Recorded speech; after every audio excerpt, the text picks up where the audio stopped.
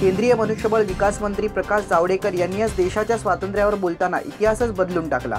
भारताच्या स्वातंत्र्य लढ्यात सहभागी झालेल्या नेताजी सुभाषचंद्र बोस, सरदार पटेल आणि पंडित जवाहरलाल नेहरूंचा प्रकाश जावडेकरांनी शहीद असा उल्लेख केला। जावडेकर एवढ्यावरच थांबले नाहीत, तर ते फासावर चढले होते असंही ते म्हणाले। अभिनेत्री ते राजकारणी असा प्रवास करणारी कन्नड अभिनेत्री राम्या यांच्यावर देशद्रोहाचा गुन्हा दाखल होऊ शकतो। केंद्रीय संरक्षण मंत्री मनोहर पर्रिकर यांच्या वक्तव्याला उत्तर देताना पाकिस्तान नरक नसल्याचं राम्या यांनी मत व्यक्त केलं होतं। काँग्रेस पक्षाच्या सदस्य असलेल्या राम्या सार्कतर्फे आयोजित केलेल्या कार्यक्रमात सहभागी होण्यासाठी पाकिस्तानमध्ये गेल्या होत्या। त्यानंतर पाकिस्तान नरक नसल्याचं मत त्यांनी व्यक्त केलं होतं। अंडरवर्ल्ड डॉन दाऊद इब्राहिम पाकिस्तानात असल्याचे मंगळवारी संयुक्त राष्ट्राने स्पष्ट केले। त्यामुळे भारताच्या दाव्यावर शिक्कामोर्तब झाले आहे।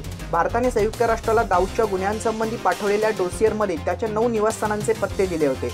त्यातील 3 निवासस्थानांचे पत्ते चुकीचे असल्याचे समोर आले आहे। भारतातील काही भागांमध्ये आजही 2 वेळच्या अन्नाची भ्रांत असताना जगातील 10 श्रीमंत देशांच्या यादीत भारताने स्थान मिळवलं आहे। भारतातील एकूण व्यक्तिगत संपत्ती $5,600 अब्ज आहे। अमेरिका या यादीत पहिल्या स्थानावर आहे। न्यू वर्ल्ड वेल्थच्या अहवालानुसार टॉप 10 श्रीमंत देशांच्या यादीत भारत 7व्या स्थानावर आहे। केरळ सरकारने धोकादायक ठरतील अशा भटक्या कुत्र्यांना ठार मारण्याचा निर्णय घेतला आहे। रस्त्यांवर मोकाट फिरणाऱ्या धोकादायक कुत्र्यांना ठार मारण्याचा निर्णय घेताना या संदर्भात अंमलबजावणीचा अधिकार राज्यातील सर्व स्थानिक स्वराज्य संस्थांवर सोपवणार असल्याचं येथील स्थानिक नेते के टी जलील यांनी सांगितलं।